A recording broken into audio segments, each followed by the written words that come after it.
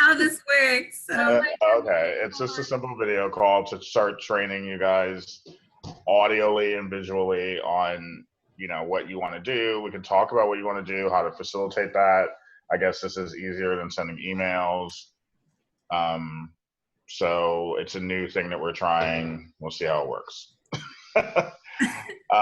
So I usually like to start off with questions. Does anyone have any questions about how they go to the next step? I'm sure all of you shot, or I'm assuming all of you did. I know some of you did, but I'm assuming all of you did.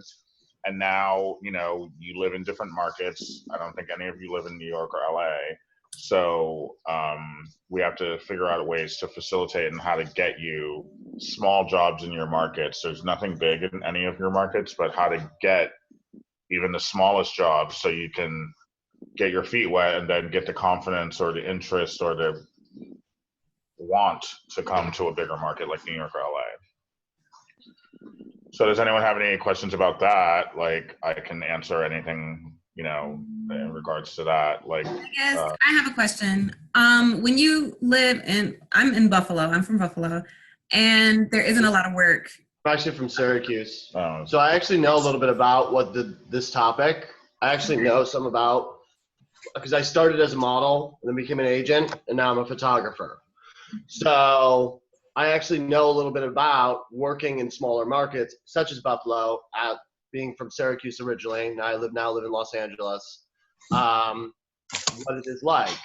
So go ahead with your question, and then I'll kind of chime in, and Ryan will help as well. What would you suggest for me to do as far as, because I have gone to open casting calls and I've drove out, and that's basically all I've gotten far doing, just going to the casting call and not getting it and then coming back home. That's basically what I've been doing. You drove out where? West Seneca. They had some in West Seneca. And there's an agency there? It wasn't an agency. It was just an open call. That's when for like a job. Yeah, it was an open casting call. And I went out there, and it was about, 200 girls. I didn't get picked. I drove back home. And welcome to the modeling business. Came back home. And they have like local castings, like in the inner city too. I've tried that. I've modeled for that, but it's all volunteer, and I never really got anywhere. So what else would you suggest aside from? Buffalo is far from the city, but your best bet would be to sacrifice a weekend a month, and you need to come to New York City and do the same thing. It's definitely a trek and a journey, but unfortunately, you're gonna have to do it. Okay. Maybe getting more pictures from maybe a local photographer that lives an hour away in some sort of radius. You'd have to research that. If you're serious about it, what I've spoken to Michael about it, is that anyone who's really serious about doing this, they'll be in communication with me, and I can research photographers that live in an hour, 90-minute radius of your home and pick out the ones who are at least capable, and see if we can get you shoots that are within your area to pump up your book. So when you do come to New York or LA, you're better prepared. Not every photographer lives in New York or LA, and there are some good photographers that live in every state. They just choose not to live in New York City or LA, and that's their business.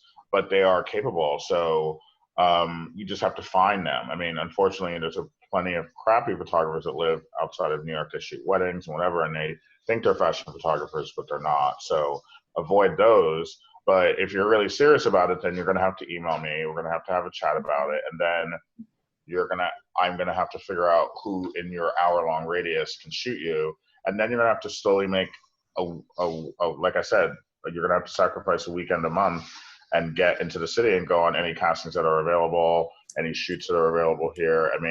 The final goal has to be New York. You can't go to Seneca and expect any sort of or Los Angeles or Chicago. Los Angeles. Okay. Or Miami. Yeah, the end goal is to get into at least a B-level market. New York and LA, obviously they're A-level markets. There's major things that are happening here, but a B-level market would be a Chicago, a Miami, So that way you can start to really work. To answer the question about how it goes about getting small stuff in smaller markets, what you guys could do is there's always an agency, no matter where you are. If you're in near some sort of place, like in Syracuse, I know they have one called Real People, and there's another one called, I forget, CCA or something crazy like that. And basically, you could start to work with them, and they'll send you on legitimate castings that are in your area. I mean, small jobs, but sometimes, a lot of times it's for like news stuff for the news. I mean, I did a runway show for the news where it was like a little runway show. We walked out, and I get paid like $200 to do it. So it's like, so you get paid to do this stuff.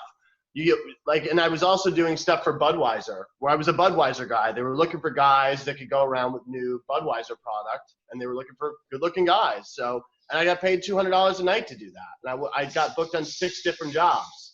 So meaning that I did 6 different bars and restaurants where we were promoting Budweiser. And, you know, there is money to be made in smaller markets. You just have to get with, you know, a smaller agency, which is perfectly fine because they'll be representing you in Buffalo or wherever you are, or Phoenix or whatever. And then once you go to New York, you'll be represented by whoever there. So that's kind of how that works. So that's a way so that we can start going out on castings, knowing what that's all about. You know, start getting some local photographers, like Ryan was saying. So that way you guys can start to experience what the modeling industry actually is before you go to the big leagues. You got to play in the minors before you go to the majors. Understood. I get it. So Ryan, should they like research some local places and then send them like the links over to you so that way you can make sure that they're legit? Yeah. I'm not I mean, and then you could also maybe on the better ones reach out on their behalf too, depending upon the situation, because that's always a better look. Yeah, because I don't think you want them to just email you like, "Hi, I'm Allison from Spokane," and that's it. I'm pretty sure no. There has to be a couple different photographers. If they research on their own, like say they go online and they find 2 or 3 agencies an hour away from them, and 6 or 7 photographers an hour away from them, they can email me the links and I'll look at them and be like, okay, this person's good, suck, you know, and then you go from there. I see. So that can be done. So that's perfectly fine. Okay. So yeah, that's fine. Okay. Another question from Christopher, Hillary, Michael, somebody. No. Christopher? Not if there's anything like in Miami, because I'm I didn't hear you. Living in Miami. Yeah. Well, Miami is a secondary market, so there is stuff. I mean, I've already spoken to you, so we just need to continue. Like, I need fresh digitals on a regular basis, so I can see the progress. And yeah, that's the first step, is for you at least. I'm specifically singling you out, but that's you know, I need them on a regular basis, so I can, once I see what I like, then I'll be like, okay, you need to go see this person, that person. I think I'll have you go shoot with David Vance, maybe. I mean, he may like him. Right? You know David Vance. Yeah, it could be good for him. Like he's in Miami. He's in the Miami market. Miami area, yeah. Mm-hmm. Where do you actually live, dude? Like Kendall. Where? Kendall, like literally the center of Miami. Okay, yeah. So if you're there, I mean, there's definitely if we can get you, you know, set up with some good tasks, there's definitely agencies to go see, and you know, Ryan can set that up. Ryan's very good. Ryan got me my first agency in Miami, Front Management. Shout out to Christian and Augie. So you did. You got me front. Don't know you. A lot of you know Ryan Colby. Obviously, we've talked to him so many times, but this is the first time we've done an online call with Ryan O'Connor. So Ryan, do you want to tell us like maybe a little bit about your history and like the people you've shot with? Maybe who, if you can, tell us about who you're shooting with this weekend, maybe. Sorry, there's stuff happening here where we are. Yeah, we want to hear all the juicy stuff. Name drop. I know.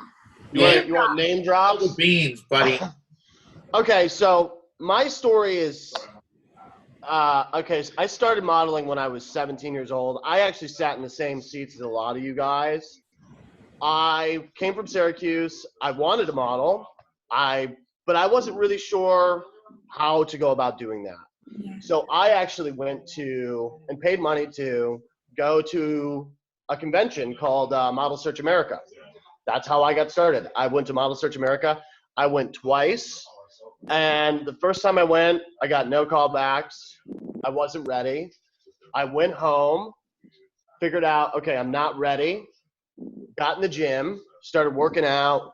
And then the second time I went, it was like a year or so later, I got 2 callbacks, which was great. I got one from Click Models in New York City. And then I got another one from, this guy became my mentor and my, my mother agent, from Michael Evans with Nova Models and down in Baltimore. So that's the guy that showed me the most interest, and Ryan knows him pretty well. He passed away a couple years ago, but Ryan knew him. He was a model back in the 80s. He was like a supermodel back in the 80s who started an agency. And the agency was based around male models, like guys, that would, he could place into other markets. So I went down to Washington, D.C. and to Baltimore a couple times to shoot and build up my book. And he would kind of give me tips on what I needed to work on, develop, and all that stuff. And then I ended up at an agency, and this is my modeling career. I ended up in an agency called Fusion in New York City, where I then met another good friend of mine, Yvain Reed, who became my agent for a long time. And then after that, shortly thereafter, I was taken on by Ryan. Ryan was my manager at the time. And he then placed me in other markets. He placed me with Christian at Front in Miami. He then placed me with Massimo, with Major Milan, and the story goes on from there. When I was about 25, I decided, I was kind of burnt out about being a model because I was sick of travel. I was sick of living out of my suitcase. I kind of, got burnt out. But so I went to a friend of mine, Johnny Casada, who ran Level Models at the time. And I said, listen, I really want to be an agent.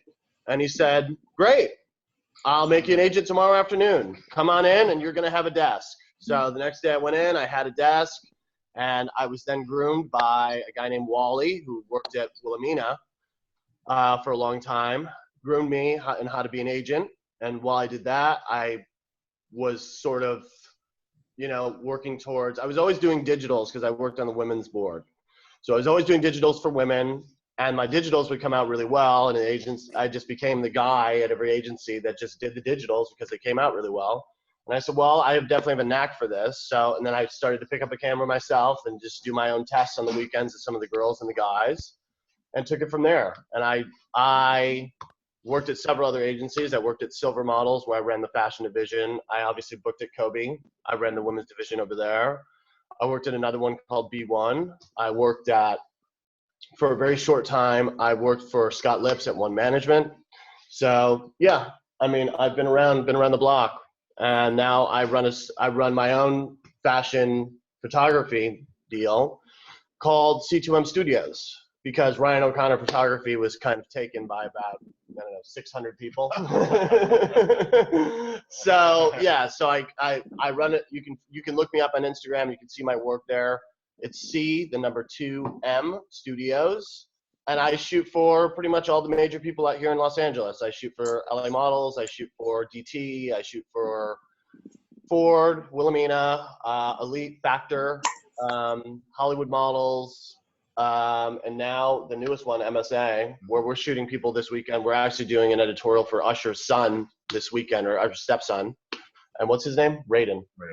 We're shooting Raiden this weekend. Like, actually tomorrow. He'll be here tomorrow morning at 10 a.m. And we're shooting him. So yeah, that's like a brief overlook of my story, so you can kind of have an idea of who I am. Okay. Any questions, Wade? Yeah. When you shoot models, I guess, in being specific, females, like, what do you look for when you look at models? There's a bunch of people on here that are muted, like Cynthia, Anel. You can unmute yourself. Okay, go ahead. Wait, sorry, say that again. I just want to know, like, what do you look for when you like look for models? Like when you're shooting. What do I look for? When Yeah. you're shooting or me? Are you talking to Ryan I or think me? he's talking to me. Are you talking to him? Yeah. Okay. What do I look for? Okay, so you have a very nice face. I like your hair. You know, so that's kind of some of the stuff that I look for. I look for people that are interesting to shoot. If I'm going to do a free test, if I'm going to test a model from an agency, which sometimes happens, what I look for is I look for something unique that's going to add to my book, that's going to add to both of our books, because I want it to be a test that's going to add to, you know, your portfolio, my portfolio, and that's going to boost everybody up. You know, make people give me the attention that I need on Instagram. Give me the attention to put it in my book so I can get more attention from agencies, models, you know, real jobs, you know, where I'm doing editorial, e-commerce stuff. So I'm looking for a face that can capture, that I can capture something, you know, something interesting. That's basically what I'm looking for. Something interesting from that person that's going to add, I guess, to my book. Yeah. Really, honestly. Yeah. And give you really great shots, really great photos. And in regards to you, Wade, I told you when you shot that I thought you have a really, really nice face. The only thing that I think is, I mean, I'm just going to be honest, the only thing is hindering you is the hair. The braids are a little one note. So sometimes girls and guys that have like a one note hairstyle can kind of be pigeonholed and suffer a little bit in the industry because there's no, it's hard to have variety when you have a one note hairstyle. It's already set. Like it's already set. You can't like do anything else with it. So you may want to, you know, consider what you want. Right now you look so young and it's fine right now. I'm just saying in the future, right now you look like a teen. I mean, I know you're not a teen, but you look like a teen and you can still sell teen product. Yeah. So that's a good thing. But it's cute when teens have funky hair and funky looks, pink or whatever, or mohawks. But once you start getting into the more adult market, it does hinder jobs. I'm just being Absolutely. honest. Yeah. I'm just being honest because it's just harder. Like, you know, when you get into your 20s, if you want to continue pursuing this and you want to do TV and you want to do more print, I'm not saying there's never been a girl on TV with dreads. Of course, there has been, but it is harder. It just makes the experience harder. They have to be specifically looking for that type of girl, like where you could have got 5 more jobs, maybe you just got 1 because they were only looking for a girl with braids, for long braids or dreads for that one specific show, or, you know, casting or whatever. You know, so yeah, sometimes a more commercial haircut, you know, works. As I evolved, when I was a model, I had a shaved head and I loved it because it was like low maintenance. I just get up, boom, and just hit it. But then I had to grow my hair out as I got a little older, a little more, you know, it took a while. So yeah, sometimes changing your hair actually helps you get more jobs. Long and short of it. Okay, so I was gonna go to that mastermind coming up in December. I think Ryan's going, where we're doing. Someone told me that it was like a certain photo shoot, like it was like a storybook photo shoot. Yeah, well, it's a story, meaning there's a theme and it continues for 4 shots instead of just shooting 4 different shots where you're wearing anything. There's a theme. Like when you open up a magazine like W, you see a story. Like you see, say it's a white story and the girl is wearing all white clothing throughout the 8 pages, or it's a hat story and she's wearing hats throughout the 8 pages, or you know what I mean? It's a story. So that's, I came up with that to make the books look a little more higher end instead of just like, oh, you have 4 nice shots. It looks more like a story. So that's pretty much what it is. That's pretty much what it is. It's just so when you shoot, it gives you the sense of being a role model. Because when you're really doing a magazine, it is a story. You're not shooting, you know, 4 different looks. You're shooting a theme, whether it, like I said, whether it be dresses or a color theme, or you're in the desert, or you're in whatever, the urban, meaning the city. So it's a cohesive, like he's saying, it's a cohesive theme, and it's like so that way you can have. It just looks a little higher end. That's all. Yeah. Okay. It's just something to do. It just elevates the shootings that they've been doing, and it just makes it look a little more official, and it just is a better look if you want it. That's all. And if it's strong enough, we'll submit it. Maybe it'll get picked up. Yeah. Yeah. Some blogs will pick up stuff. There's a theme. Yeah, it happens. It's not unheard of. Is everybody shooting the same, or is it everybody getting it? I didn't hear. I can hear spoke, I either. didn't hear. Can you hear me now? Yeah, we can hear you. Yeah. I was saying, is everybody doing the same theme, or is Oh, everybody? no. Everyone's doing different things. It's different for everybody. It's not the same, not even the same location. It's different stuff. Yeah, everyone's different. That's why we have to figure out who's doing it so it can be planned, because it's not.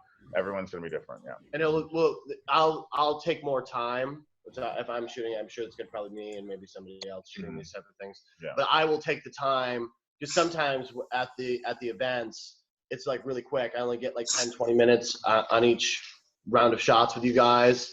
This one, I'll take time and I'll really, really push you to get the really good shots that you're going to need to make it look like a story, like as if I'm shooting my editorials. That's what I would do. Is I would take the time to be able to like push you guys, get the really good shots that we need.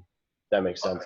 Also, Ryan, go over because you're also going to be like working with them individually for picking out like the clothing. Maybe like touch upon that a little bit, so that way. Well, once I know who's it for everybody, shooting, like this is like a whole different experience, so to speak. Like, Once I know who's actually doing these shoots, I will. Everyone's different. Some people should do like a hat story because they have a great face. Some people should do a color story. Some people should do a material story like plaids or prints or just dresses or just pants or I don't know. I mean, everyone's different, and it's hard because I can only do that when I see the person.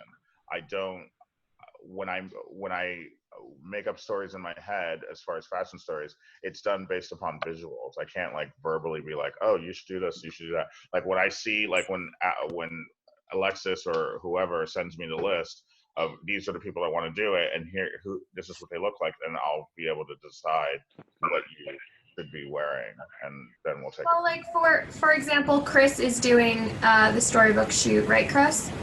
Oh yeah. Yeah. So like, what would Okay. be an example? I had no idea. I'm not saying, I'm sorry to put you on the spot.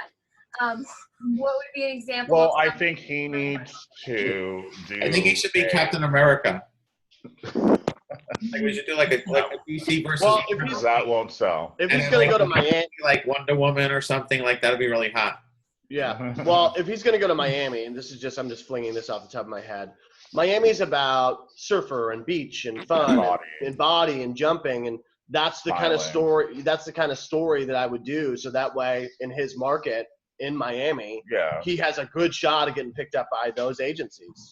Where if he was going to go to Milan, hypothetically, they're looking for stuff that's completely different from that. So the storyline would be about him shirtless, beach, smiling, jumping, soccer ball, dribbling a soccer ball, that type of deal. Yeah. So that way he could get picked up in his market, that he gets a better shot in his market. And it's more believable because he's kind of that kind of guy, Yeah.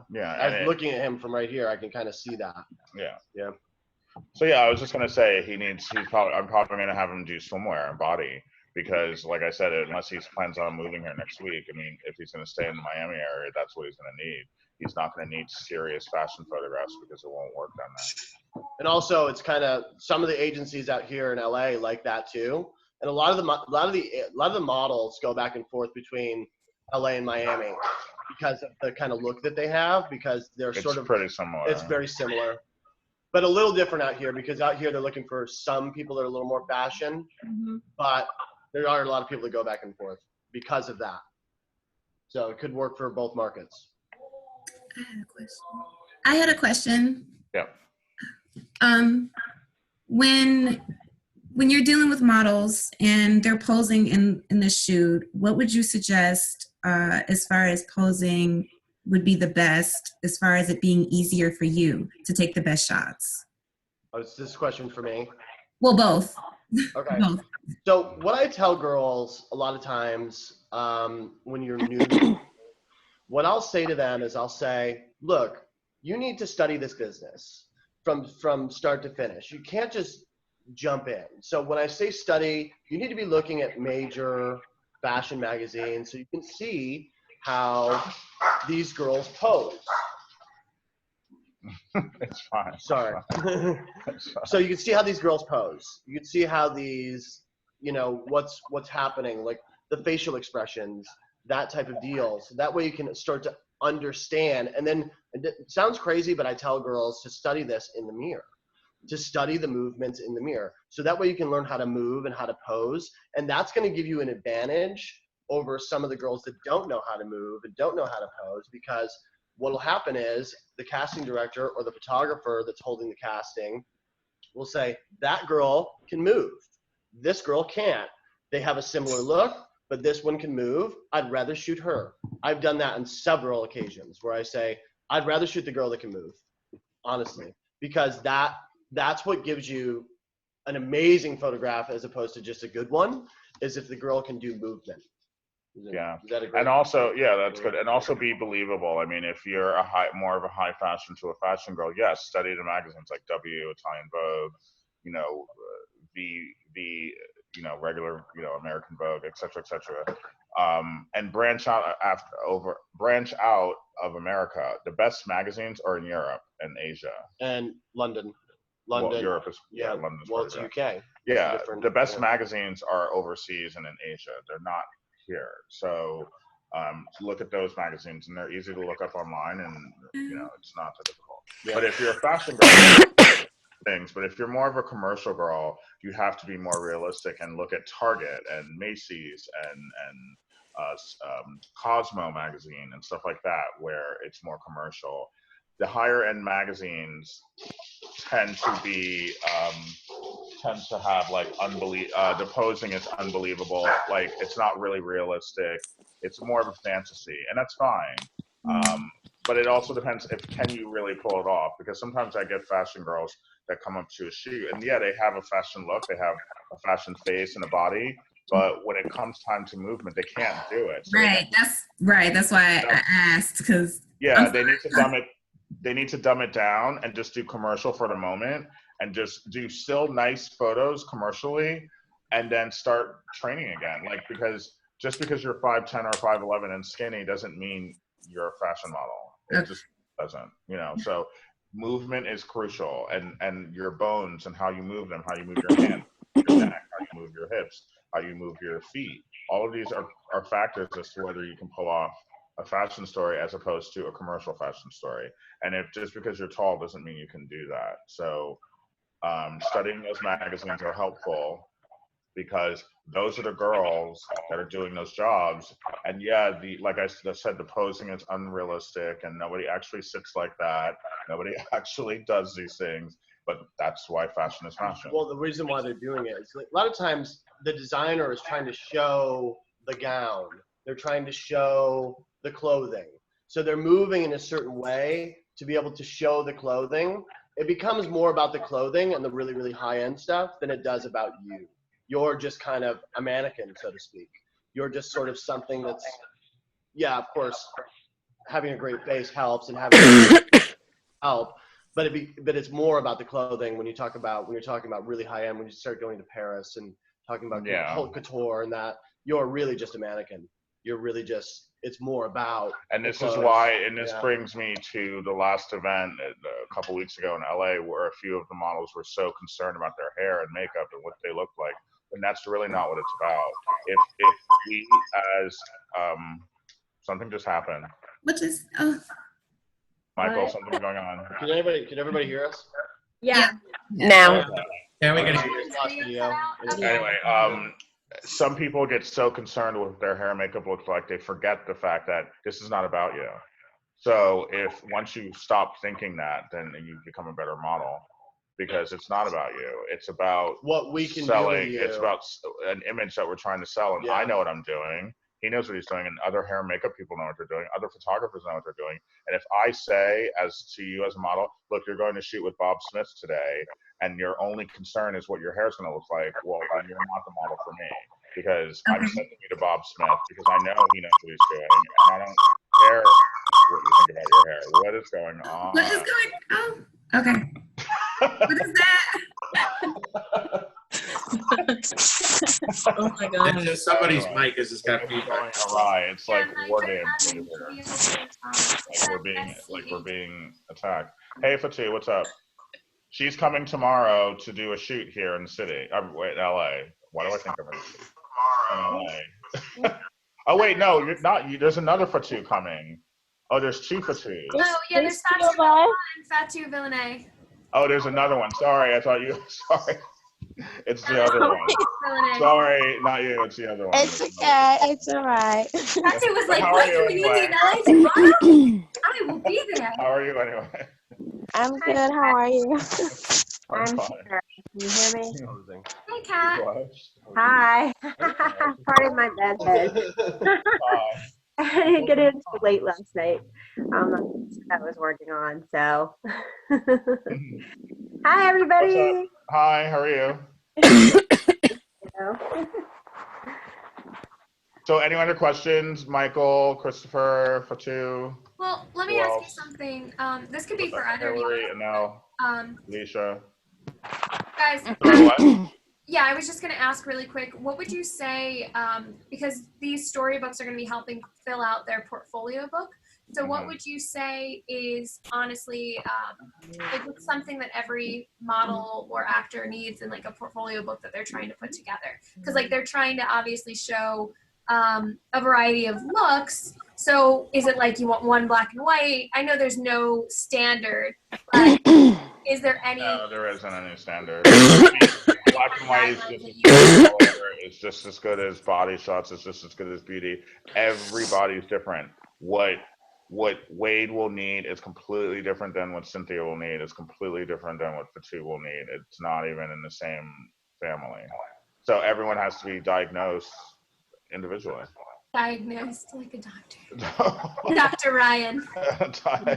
I mean, everyone's different. Like, some people need beauty shots because they have great skin, great eyes, great face, and they need a beauty shot. They have to have it. Otherwise, they have to have it. And then some people shouldn't do beauty shots, not because there's something wrong with their face, but they just look better from, they're just more commercial and they look better, more full length. So everyone has to be diagnosed differently, and what's good for one person is not good for the other. And so I don't ever tell people, oh, you need beauty and you need body and you need, because it's not true. Because not everybody can pull off beauty. It's not everybody. As a photographer, I can tell you that I've tried to do beauty on some girls that weren't beauty girls, and it just didn't work. Just didn't work out. They're more editorial, so it doesn't work out. It doesn't look good. So, but it's easier to know, like Ryan and I can tell, like almost instantly, the difference between a beauty girl or an editorial girl or a girl that's going to do couture, or we can tell. Somebody move their microphone away from their speakers. That's what's going on. Please. Somebody's microphone is too close to their speakers. Whoever signed in as SCHI545. I don't know. Yeah. I can't tell. I don't know. Yeah. So there are different types of faces. So no one needs anything until they're seen, and then you know what they need. So that's usually how I do it.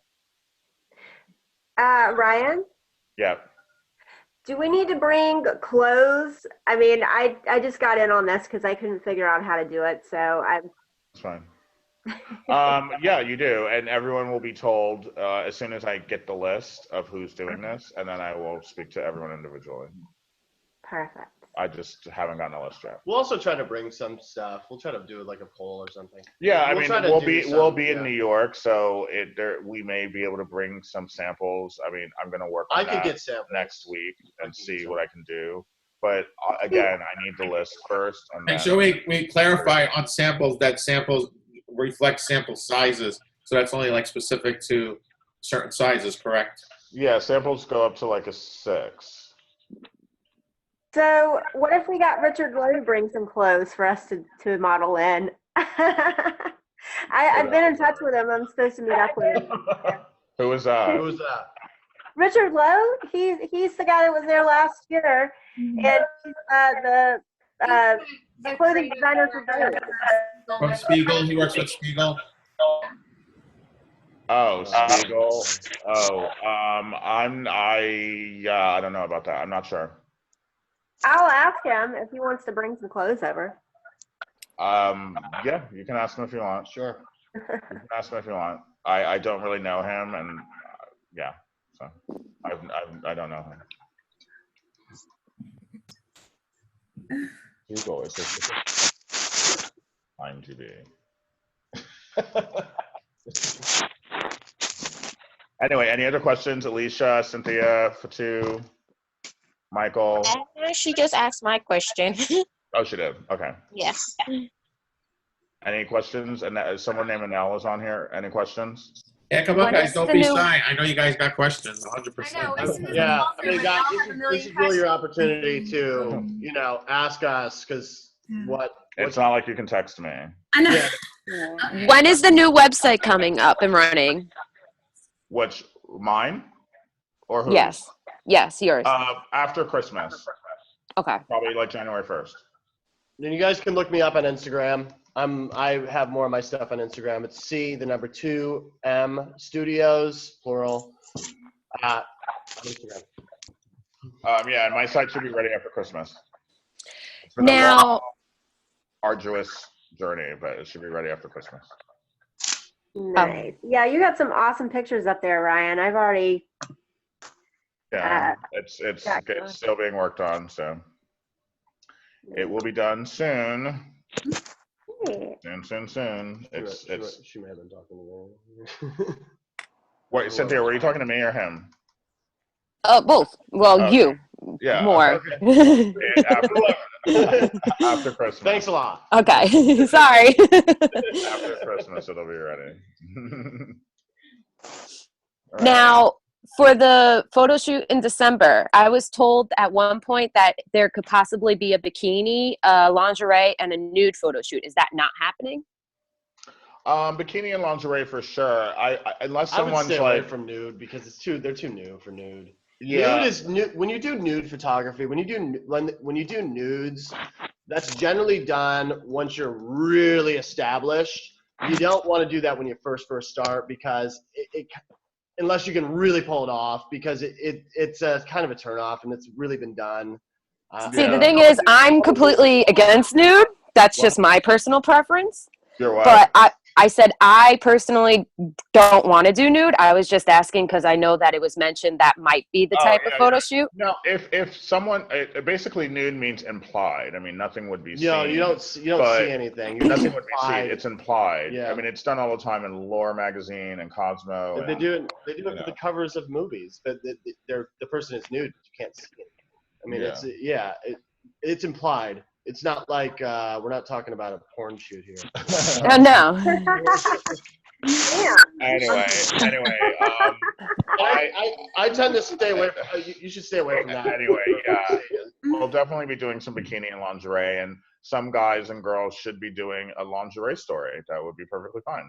And but I need the list. So once I have the list, then I can decide, because some people should do a lingerie story. It would totally be beneficial if you have the body for it and you live in a market that has a lot of lingerie work. There's nothing wrong with that. Lingerie is very important to the industry. It's $1 billion industry. So why not be a part of it? If you have the goods, you know what I mean? If you got the goods, why not make money off of it? Exactly. Someone's writing. Who is Eddie Wright? Is he on here? Yeah, he's Okay. on here, but he's on from his phone, so we can't. Okay, what is his question? It went away. I He didn't see said, it. hi, I have a question. How much time do they give you before the casting after you've been selected? Time for what? Like if you got the job? Okay. If you got the job? You said yes. It depends. I mean, sometimes minutes. I Yeah, mean, sometimes they'll tell you while you're still in the room. yeah, sometimes they'll tell you while you're in the room. Sometimes they'll tell me after as you're walking to the elevator. Sometimes they'll tell me the next day. Sometimes they'll tell me a week later. It just depends upon the project. It just depends on the project. There's a dog and a cat here, and they're not getting along. Anyway. I was wondering if that was your stomach growling or something, guys. Violent stomach. Fine, you got a problem. It depends. It depends. It could take. It depends. If it's a TV project, sometimes it could be a couple days because they have to see a bunch of people. If it's print, it could take an hour or two. It just depends on the job. I've heard of it taking up to a month sometimes too. Depends on the project. Yeah, and a lot of times, I mean, they might pick someone and then something doesn't work out and then they'll go back to that list and then. Yeah, they do. They put people on hold, or they put people on option is what they call it. When you're an agent or a booker, they'll say, listen, we want to put, we'll say just Greg on option or Cindy on hold, meaning that they're interested, but they're also going through the selection process. That's basically what. And they put you on hold to lock you into that day. So if in 2 days from now they decide to use you, there's no like, oh, he's unavailable because So it just depends. Every job is different. Yeah, it's like when you get into, if you're doing major stuff and it's major girls, what happens is that their charts fill up really quickly, and the reason why they're putting you on hold is because they want to fill that slot for your turn.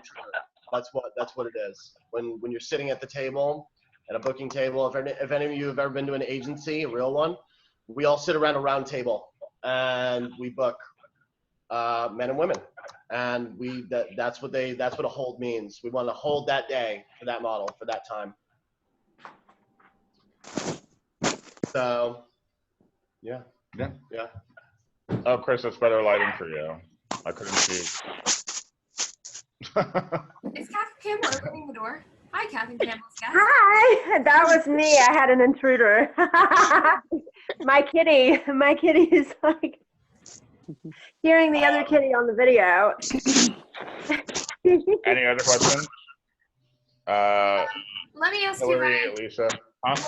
for people who weren't at the last event or they haven't heard from you before about this subject, what about how do you feel about comp cards and like what makes a good comp card, what makes a bad comp card? Again, it's everyone's diagnosed differently. Some people need everyone's different. Some people need an image and that's it, and some people need 2, some people need 3. And again, that's an individually based assessment based upon what they look like, also based upon the images they have or images that are coming. And it's individually based, it's individually done. How do you choose? It's not a uniform thing. How do you choose which images? Because I know, like, for example, with Alex, my brother, when you were working with him and you chose the images to put on his comp card, he's done a lot of different shoots. Why did you choose the ones you did? Because those are the ones I liked. I was an agent for a while, and I'll chime in a little bit. So basically, when I'm putting together a card for a girl or a guy, essentially I'm putting together like the best representation of them for whatever season that may be. So let's say we're into spring, like we're into spring, summer. I'm going to put the card together according to that season. So that way they have the best shot at being essentially sold. I know it sounds bad, but that's what you're doing. We're actually representing and selling you to clients. So that's why we put together cards the way that they do, because it's the best representation of you. We're trying to put together, okay, this person has, can everybody hear me? Yeah. This person has a good body. This person has, they're great for couture. This person has an amazing beauty face. So I'm trying to put the card together to make it make sense for that person to be able to sell them the best. When I call a client and I say, you really need to see Jane because she looks like this. And then they'll say, okay, great, send her over. Or they'll call me and they'll say, we're looking for girls that look like this. I want the card to like have some sort of a feel. You know, if you're a blonde, I don't want you to have a whole all black and white card because the client won't be able to see that. You know what I mean? They need to be able to see who you are. That's what puts together a good card versus not so great card. Also, the way that the pictures are laid out in the card. I've seen bad cards come from agencies, and I'll say to Ryan, I'm like, I remember sitting at the table saying, like, that's a really shitty card. Like, it just doesn't represent the person as well as it could have. Because some of the models I've even seen in person, I'm like, wow, that's your card? No, jeez. Yeah. Oh, that's your card. That's a card. I do things it's smidgen differently. I don't Yeah. really care about seasons per se. Like I really could care less. But I put cards together based upon what the person's strongest features are. And if it's a body boy, then you absolutely are getting a body shot on there or two. And if you're a beauty girl, then the first picture will be right up to your eyeballs and right up into your face.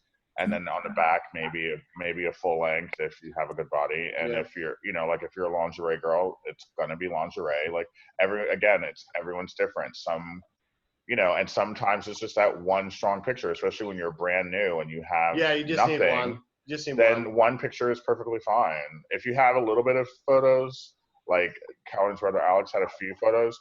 I was actually only going to use one, but then because of his height, I decided to put more on because he is, really lanky, and I couldn't see that from the first picture. I needed to show that, so that's why I put more. But no, I wasn't going to at first because he doesn't have a lot. I mean, yeah, he shot 5 or 6 times, but to me that's still infant stages because when I've worked at huge agencies like IMG, and they wait until the girl has, two dozen magazines out before they start making complicated cards, and that's 60, 70, 80 images, then you can choose the best 5. So, and put 1 on the front and 4 on the back. But normally I honestly do no more than 3 unless you literally are working in different markets. I will never put more than 3 on just because you have a few good photos, because there's just no point. You're showing the client everything, and then when you get there, there's nothing for them to look at. Right.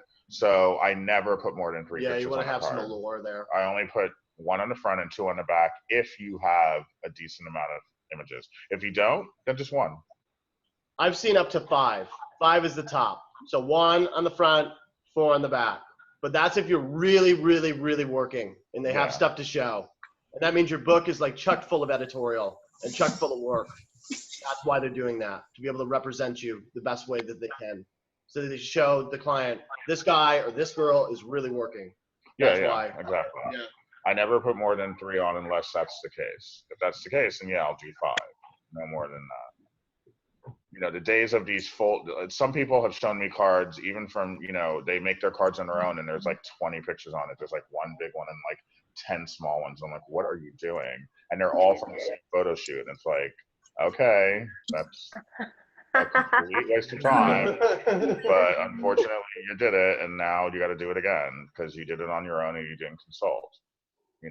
I saw it at the last event. Somebody came to me, this is my card, and I'm like, okay, great. What am I going to do with this? It's completely useless to me. So you should never just do it on your own. You should always consult with someone because image is everything. And secondly, sometimes less is more. Why, if you have 1 stunning picture, why do I need to show more? That's all you got. So that's all I'm going to show. So, and if you have several mediocre photos, I'd rather show them the stunning one to get the interest. And then you got to wow them when you go walk into the door. Why would I show them the mediocre one? It's going to be like, meh. She's okay. Yeah. Next. This one great shoot was like a fluke. She's usually terrible. Yeah, so it's like I'd rather show the stunning one and then have you charm them when you get in the office or get in the appointment than show them the mediocre ones, and they're gonna be.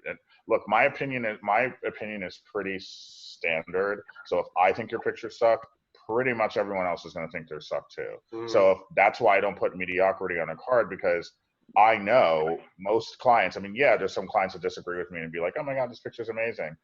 Yeah, it does happen every once in a while, but pretty much my barometer on what sucks is pretty standard. If I think it sucks, everyone else is going to think it sucks. Right. I have a question for Ryan O'Connor. Hi. How can I help? Because you said when you were modeling, you worked with Massimo. Alex is going to be going over in January and working with Massimo. Any good advice for him. That I Good advice for models traveling. For Just find models, them along.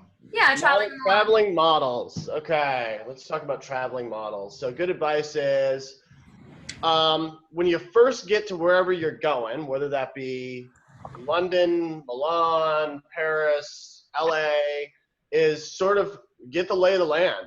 I mean, because you're going to be, listen, how it works is, it's really simple. You go to the agency during the day, they print out a list of castings, and you're on your way. And to keep, like, sometimes, like, they'll provide a car service, but a lot of times they don't. And I'd say 9 out of 10 times, you're not getting a car service unless you're some big star that has to see 10 people a day. So when you first start, you get a list of castings, and you're out the door, and you need to be on time for those castings. So you have to figure out the lay of the land. What train am I going to take? How am I going to get there? How much is an Uber? What's a car service cost here in London? Whatever the case may be, because that would be my best advice, because you have to be able to get around quickly. Or also make friends with the other boys or girls in the apartment because they're in the same boat as you, and you can maybe go on some of the appointments together. Yeah. Because like you said, it's true. They'll just hand you a list of castings, and you have to go. Like, they may give you generic directions, like take this train to this subway stop, but that's pretty much it. They're not going to coddle you. Everyone's over 18, and the few people that are minors that have a parent with them, so they'll let the parent figure it out. But I never had the luxury of help.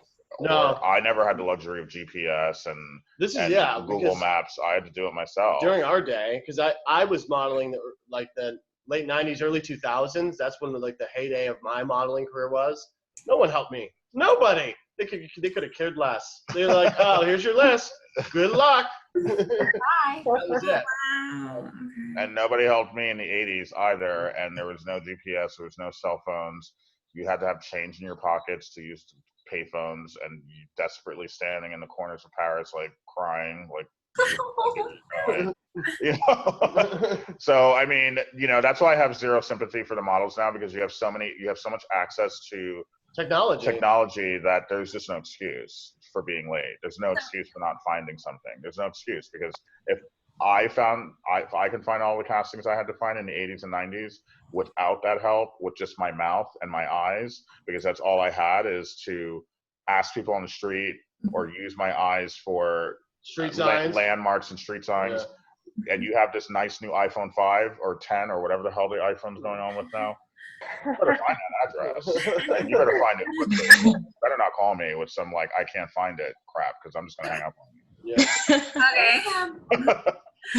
And that's most of the agencies. No booker or agent has the time. We are not direct. We're not, crossing guards. Like, find it. Yeah, we don't have the time to be able to sit there on the phone and try to figure it out with you. I mean, Google Maps Ryan edition? No, right? They haven't come up with that software. I've had boys stupidly call me from Europe asking me where to go to places, and I'm sitting in New York.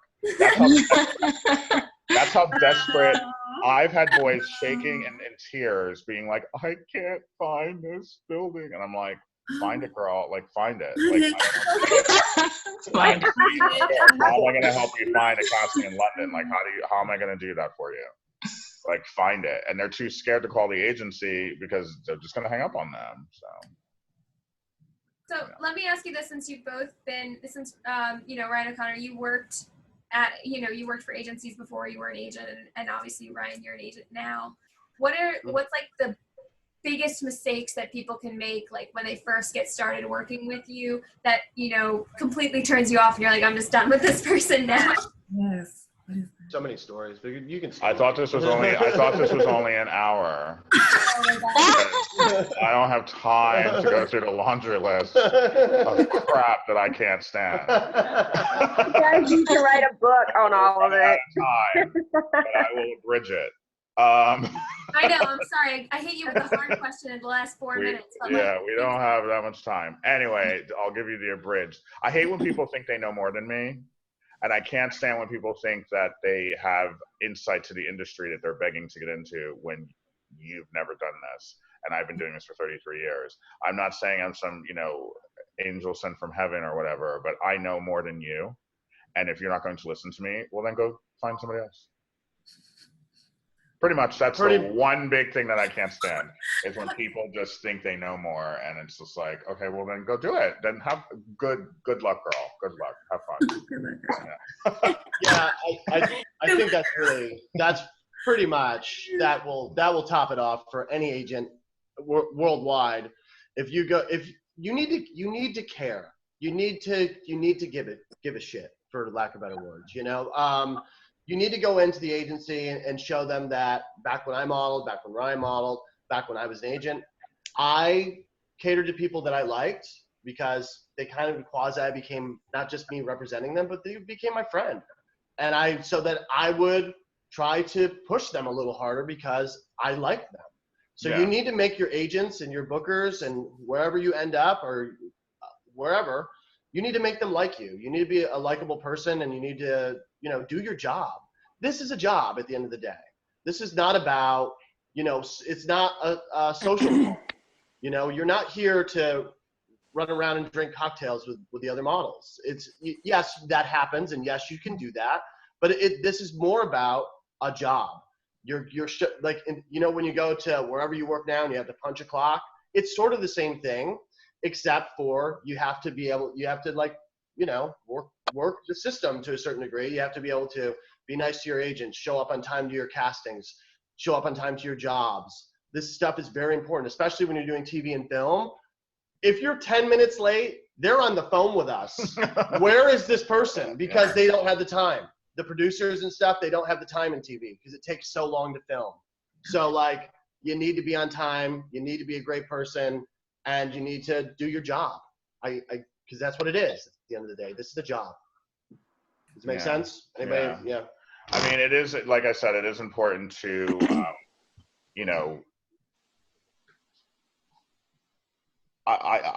I am not granted, I do like people to give suggestions to me, like, I like this, can I do this? But I don't like people to tell me, like, this is the way I want to go. Because when I look, a model and an actor and an actress, like, it's not just exclusively modeling.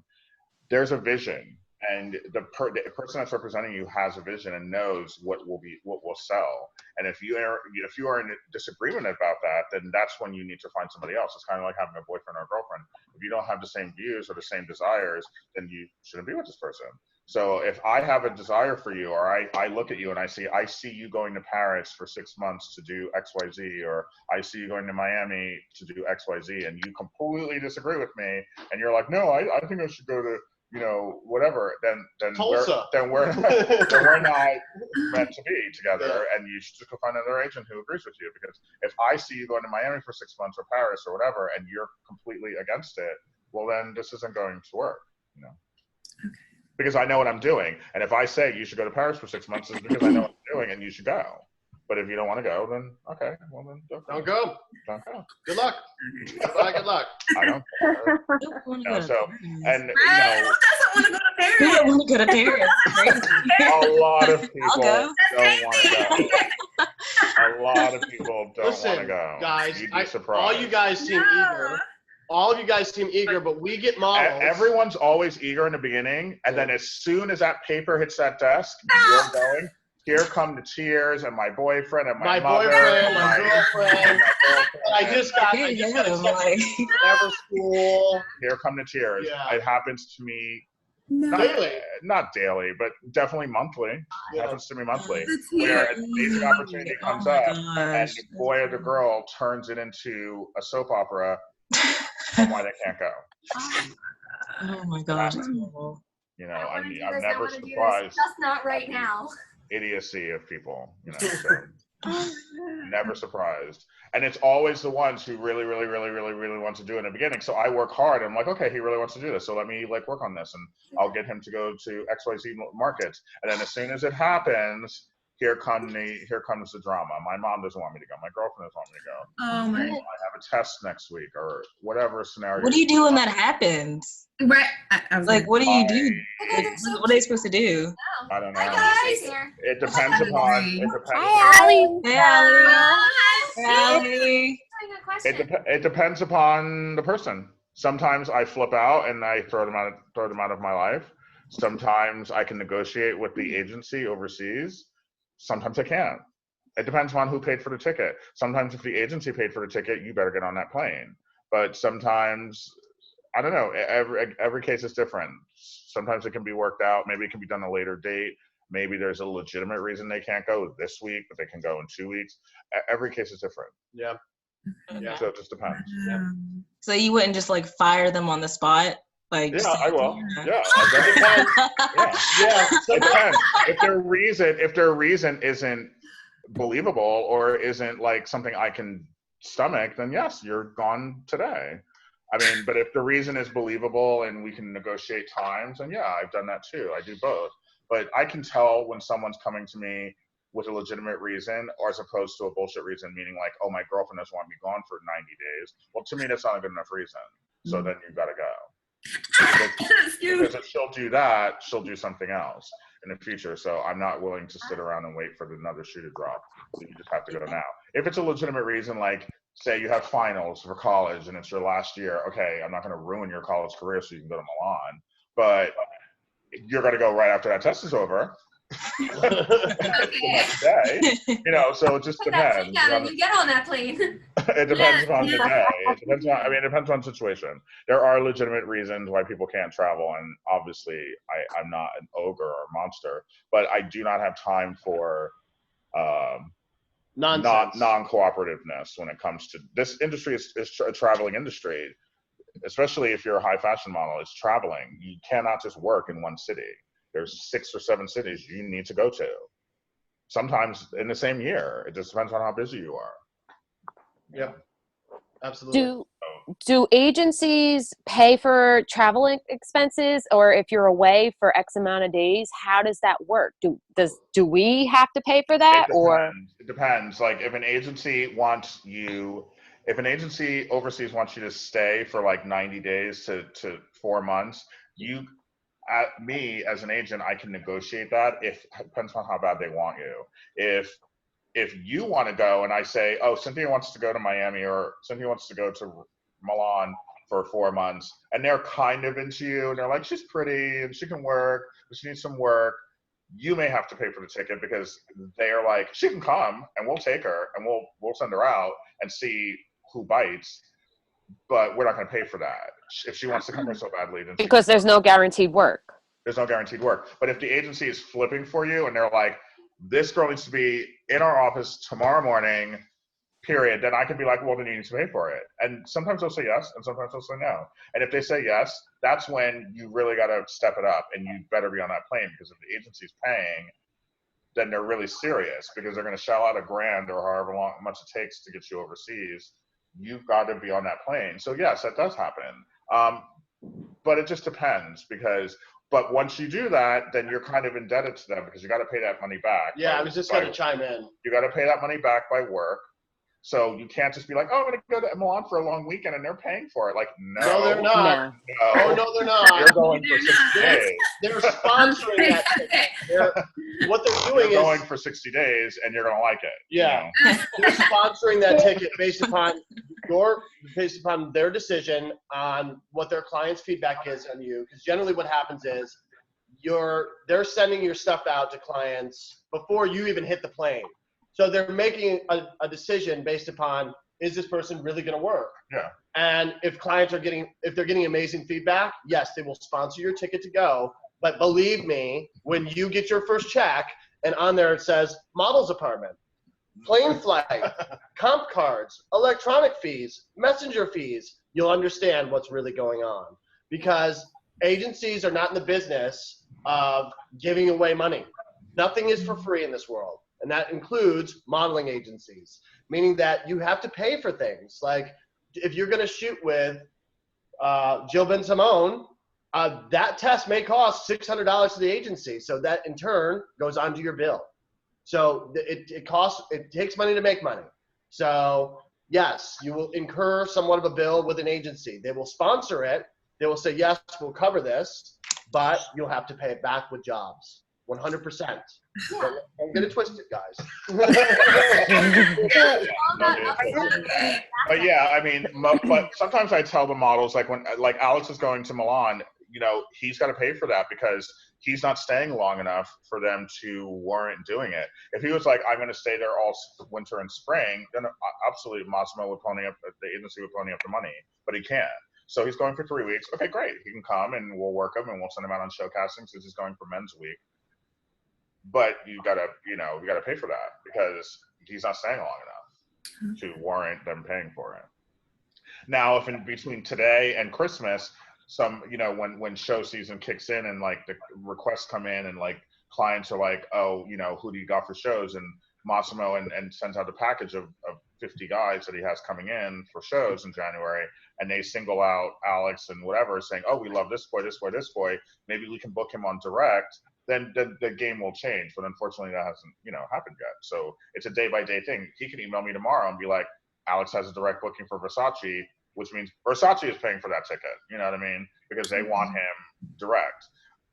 But again, that has to happen. And if So the that's how it client works. is paying for them direct, like if it's Versace or something, then that does not go back on their. That does not go to, if a client pays for your ticket, that does not go on your bill. So you just literally got a free trip. Yeah. But if an That's agency, rare. but if an agency pays, then you got to pay them back. Yeah. It's rare though, and they gotta. It's rare though. It's rare, but it's not as uncommon as you think. Every season, there's a bunch of boys and girls that get directs, so it's not like some like rare thing like a, you know, pink elephant falling out of the sky or something. Like, it does happen, but you've got to be pushed like crazy. Like, the agency has to push you and be like, these are the boys that we think are our top 8 boys. Who wants them direct? Jill Sander, Versace, Armani. I mean, there's a bunch of designers. It's not just one designer. So out of the 15, 20 designers that do what are called direct exclusive bookings, one may want the kid, you know. Yeah. So it's not that rare. I do it. It's a regular occasion during Fashion Week. It happens, but you can't think that's going to happen. So you have to be prepared to pay for it yourself because that may or may not happen. When it comes to models that you want to send overseas for jobs, and what would you say if they said that they're afraid to travel abroad because of things that are going on overseas, like terrorism and stuff like that? Just throwing it out there. Terrorism happens here. This is Yeah. Okay. That has happened, and it's a sensitive subject, and I say pretty much that hasn't come up a lot. I mean, most models bring it up as a concern, but again, they're like, it happens here too. So unfortunately, it could happen at any moment Anywhere. in the city. So it's not exclusive to getting on a plane and going to Milan or going to Paris. So it's kind of like you use your best judgment. If it's a legitimate phobia or fear, then you just have to understand that you're just not going to work as much as these girls or guys because they are doing that. So it's a personal decision. And if anyone legitimately sat down and honestly said to me, this is my fear, I'm not going to berate them for that because that's their issue. But I'm just going to say, okay, well, you're just not going to work as much this season. You know, as long as you understand that, make your decision wisely. It's come up once or twice. We had a boy years ago when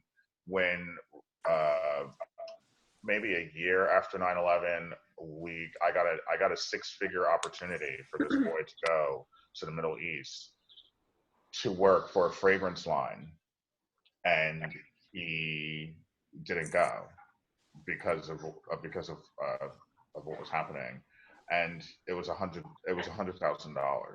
and he didn't go. So it happens, you know, and yeah, no matter what we said, he wasn't going. Yeah. His parents were against it. He was fine. Yeah. His parents didn't want him going. Yeah. Because they were a little racist.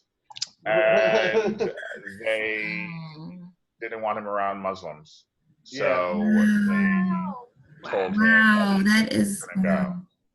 So it was kind of shocking because he was like 21, 22, and he had already signed on to do it. But when he told them what he had signed on to do, they put the kibosh on it. And it was really complicated for me because I had already given him the paperwork. And it was a big mess. But yes, it happens, unfortunately. But it was a lesson learned is, you know, and I that's why when I ask models, how involved are your family members, especially when they're over 18. I'm not a fan of parental yammering when you're over 18.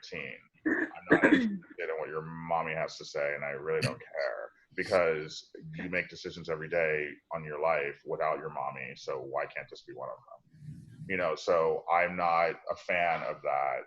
It is annoying, and it creates unnecessary drama because they always have something to say, but unfortunately, very few agents are interested in what they have to say, because you're over 18, you're driving, you're in college, you're doing XYZ, you're doing lots of things without their input. Why is this so special? Right. So that was a lesson where whenever I have anyone who's over 18, if I even smell that I'm going to have an issue with a mom or a dad, you're done. I'm done. Because I'm not going through that again. Because that was like a living nightmare. They can give an opinion and be like, oh, I like this picture or whatever, but they're not going to be involved in the process of what I do with you. No. I don't allow it. Unless you're a minor. And then no, I said over 18. Yeah. Minors, yes. But if you're 21 and I'm telling you I have an amazing opportunity for you, and then we, yeah. And you decide not to take it, well, then you just lost that opportunity. Yeah. That's on you. That's it's simple as that. You just missed out. Sorry. So sorry. Oh my God. Okay. So yeah. So we're gonna wrap this up because it's 1:15. And any other quick questions before we wrap it up? We have another one at 3, apparently. Yeah. So you guys can jump back on at 3 or something. If you want to. But any other last questions before we wrap it up? No, I don't think I have. No. So, and like I said in the beginning, and this is like kind of where I feel all of you are in the same boat. Anyone that lives in a smaller market, you've got to reach out and be like, I live XYZ, I live here, I really want to do this. And we can start the process. I can look it up, you can look up stuff, send me links, tell me, I found this photographer, what do you think? And I'll tell you, great, research that, shoot with him, or no, you should avoid him. Or plan to come to a city that's near you, whether it be LA or Miami or New York, wherever you guys, I don't know where all you guys are. You're just a picture on a screen right now. But wherever you are, try to figure out a time where you can come to a major market and look up some photographers, get a hold of them. Number one, get a hold of the photographers. Don't just show up to the market and think that photo shoots is falling out of the sky. We have schedules and we're busy. So, get a hold of photographers that you want to shoot with, or that Ryan says that I think you should shoot with this person. And wait, someone wrote something. These chats go by so fast. I don't know. Ask my schedule. Carolyn will know this. Photo shooting. It's December 8th and 9th. The 8th is the mastermind. It's registration's like 10 a.m. It starts at 11 a.m. and then it goes to like 7 p.m. And then Saturday is the photo shoot.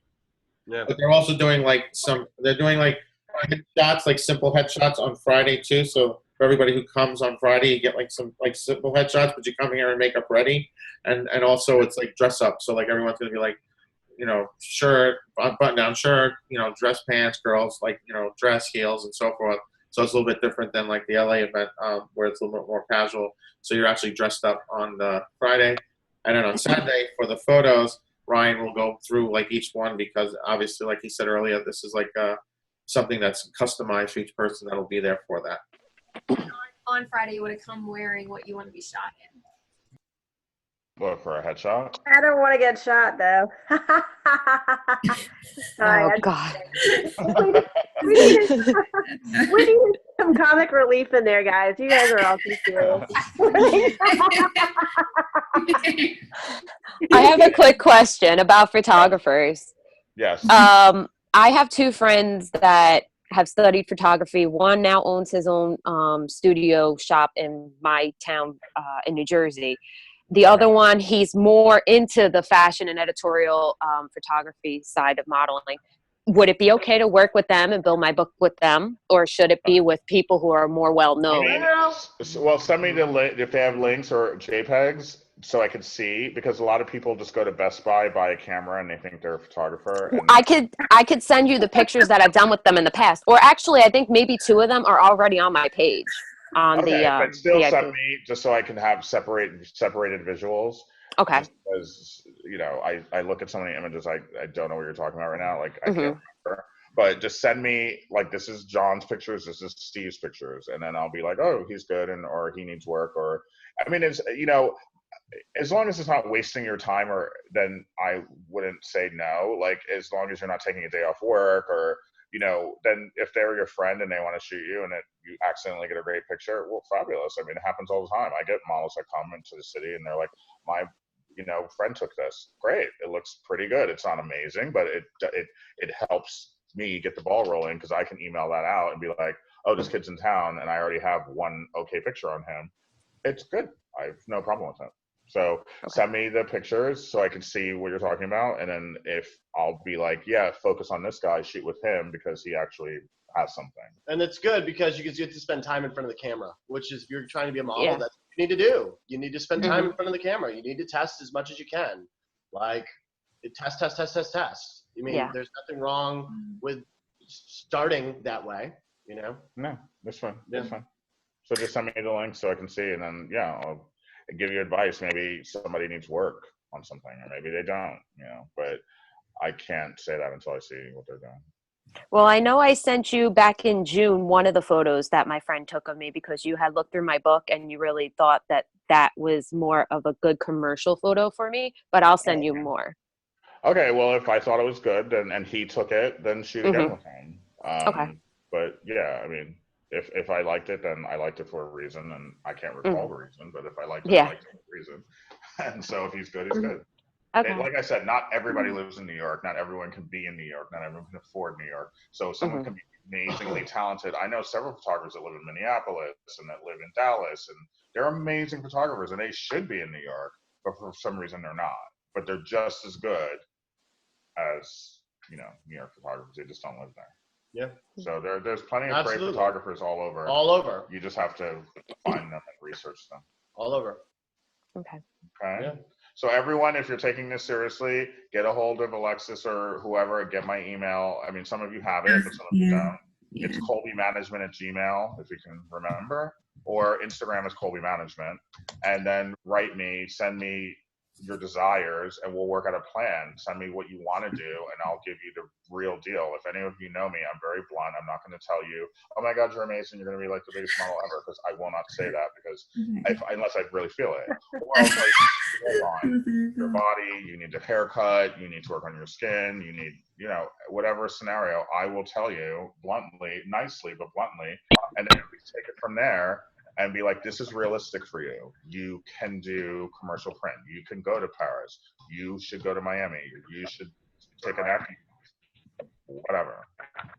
Well, I have a question. About your email. You said it's colbymanagement@Yahoo. Gmail. And then Instagram is just Colby Management. Okay. I'm on both regularly. Okay. You guys can just write me on Instagram if you have questions for me too. Okay. Okay. Somebody's in the little chat. It says C2M Studios. You can hit me up. Okay. Sometimes I don't respond right away because I'm busy, but generally my girlfriend will respond quickly. So somebody will talk to you. You can talk to somebody. Stacy basically acts as like my assistant. So sometimes you're not getting me, but you're getting somebody that knows what they're talking about. So. My girlfriend. And then she'll look. I was going to say something. I won't say it. Anyway. I won't say it. I won't say it. Anyway, so this concludes. Your comments and questions will always be answered by someone. Okay? So we're not just leaving. We're not leaving you for dead. No, she understands that. She understands that people message me. She gets it. Okay. She knows it's not for anything besides a photo shoot. Believe me. I know. That's what they all say. They all say. Anyway, so let's conclude this, and I'll see you guys at the, or whoever you want to come back at 3. It's fine. Do we need to be there at 3? Like for anything? No, you guys don't have to be. You guys don't have to be. And plus, I'm going to send everybody the recording of this also. So as soon as it's No, you don't have to be there at 3. I'm just saying, if you want to, you can. There's a new group at 3. You want to hang out again? No. So the next one would be next Saturday? That's correct. Yep. Okay. Okay, yeah.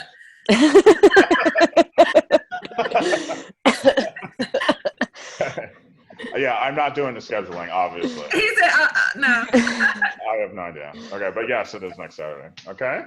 Cool. All right. All right, very good. Have a good afternoon, everyone. Yeah. See you guys soon. Thanks. Bye, Bye. guys. Bye, guys. Bye, everyone. Bye. Should I end the meeting, Michael? Yeah. How do you close out of this?